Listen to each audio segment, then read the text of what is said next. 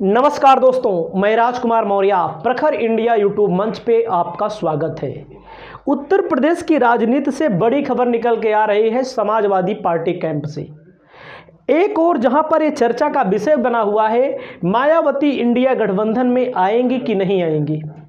तमाम मायावती के समर्थक, समाजवादी पार्टी के समर्थक जो देश में बदलाव चाहते हैं, कांग्रेस के जो पुराने वोटर हैं, कांग्रेस के जो साथी हैं, चाहे 2% हो 3% हो, बसपा का जो कैडर है, बसपा के जो वोटर हैं और अखिलेश के जो वोटर हैं, अधिकतर वोटरों का मानना यह है कि अखिलेश यादव और मायावती और कांग्रेस का गठबंधन हो।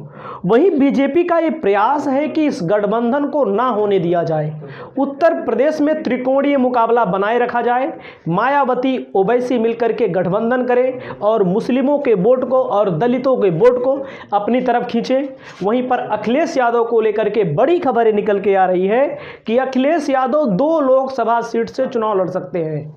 पहले आपने सुना होगा, पहले आपको पता हुआ होगा कि कन्नौज लोकसभा सीट से चुनाव लड़ सकते हैं, जहां से उनकी पत्नी सांसद थी, 2014 में जीती थी, लेकिन 2019 में चुनाव हार जाती हैं और चुनाव जो हारी थी मात्र 12 12.5 हज़ार वोटों से चुनाव हारी थी। अब अखिलेश यादव को लेकर के चर्चा ये भी आ रही है कि अखिलेश यादव आजमगढ़ से भी चुनाव लड़ने जा रहे हैं।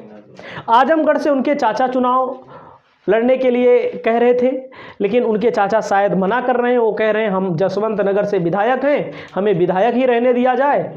ऐसी चर्चा का विषय बन चुका है राजनीतिक गलियारे में। अखिलेश यादव कन्नौज से लड़ें कि आजमगढ़ से लड़ें कि दोनों सीट से लड़ें। बड़े बड़े नेता, चाहे नरेंद्र मोदी प्रधानमंत्री हों, चाहे अखिलेश यादव जी के पिताजी 2014 में चुनाव लड़े, 2 सीट से मैनपुरी सीट से चुनाव लड़े इनके पिताजी, और आजमगढ़ सीट से लड़े हैं। और ऐसे नीतीश कुमार के लड़ने की भी चर्चा आ रही है। नीतीश कुमार फूलपुर से लड़ सकते हैं, बिहार की किसी सीट से लड़ सकते हैं। ऐसे राहुल गांधी 2019 में चुनाव लड़े थे, वायनाड से चुनाव लड़े थे, अमेठी से चुनाव लड़े थे। तो जो बड़े नेता हैं अक्सर 2 सीटों से चुनाव लड़े हैं और ये संभावना जताई जा रही है कि अखिलेश यादव भी 2 सीटों से प्रत्याशी बनाए जा सकते हैं। इस वीडियो से आपको इस निर्णय से अगर 2 सीटों पर लड़ते हैं तो आपकी क्या राय है, अपनी राय कमेंट बॉक्स में दर्ज करिए और अपनी राय पहुंचाइए और हमारे चैनल को सफल बनाइए। नमस्कार, जय हिंद।